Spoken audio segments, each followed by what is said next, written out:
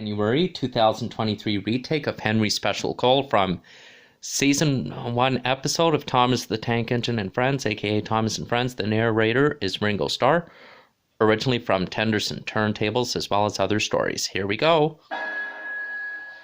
One morning, Henry was feeling very sorry for himself. Sometimes he could pull trains, but sometimes he felt he had no strength at all. I suffered dreadfully, and no one cares. Rubbish, Henry, snorted James. You don't work hard enough.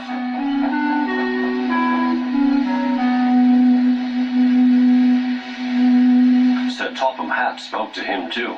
What's wrong with you, Henry? You have had lots of new parts and new paint too, but they've done you no good. If we can't make you better, we must get another engine instead of you to do the work. This made Henry, his driver, and his fireman very sad. Sir Topham Hatt was waiting when Henry came to the platform.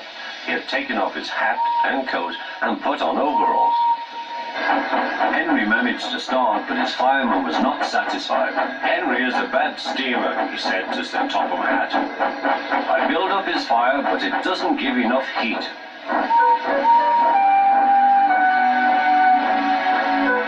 Henry tried very hard, but it was no good. He didn't have enough steam and came to a stop outside Edward's station. "Oh dear," thought Henry, "I shall have to go away. Oh dear, oh dear." All he could do was to go slowly onto a siding, and Edward took charge of the train.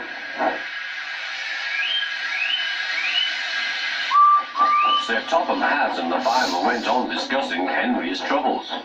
"What do you think is wrong, fireman?" asked Sir Topham Hatt. "Excuse me, sir," he answered, "but the fact is the coal is wrong. We've had a poor lot lately, and today it's worse. The other engines can manage, they have big fireboxes. Henry's is small and can't make the heat. With Welsh coal, he'd be a different engine." "It's expensive," said Sir Topham Hatt, "but Henry must have a fair chance. James shall go and fetch some."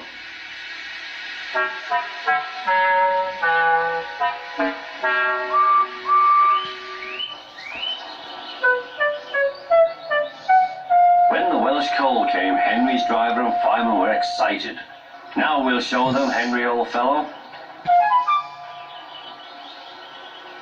They carefully made his fire, putting large lumps of coal like a wall round the outside. Then the glowing middle part was covered with smaller lumps. "You're spoiling my fire," complained Henry. "Wait and see," said the fireman. "We'll have a roaring fire, just when we want it." The fireman was right. When Henry reached the platform, the water was boiling nicely, and he had to let off steam. "How are you, Henry?"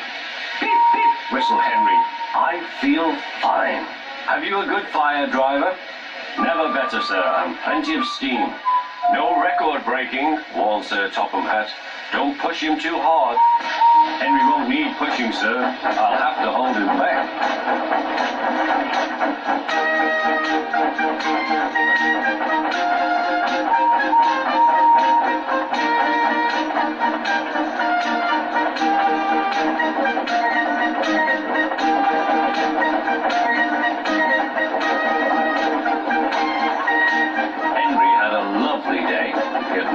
So well in his life. He wanted to go fast, but his driver wouldn't let him. "Steady, old fellow," he would say. "There's plenty of time." They arrived early at the station. Thomas puffed in. "Where have you been, lazybones?" asked Henry. "Oh, I can't wait for dawdling tank engines like you. Goodbye."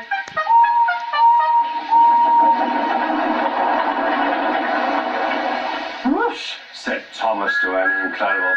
"Have you ever seen anything like it?" Both Annie and Clarabel agreed that they never had.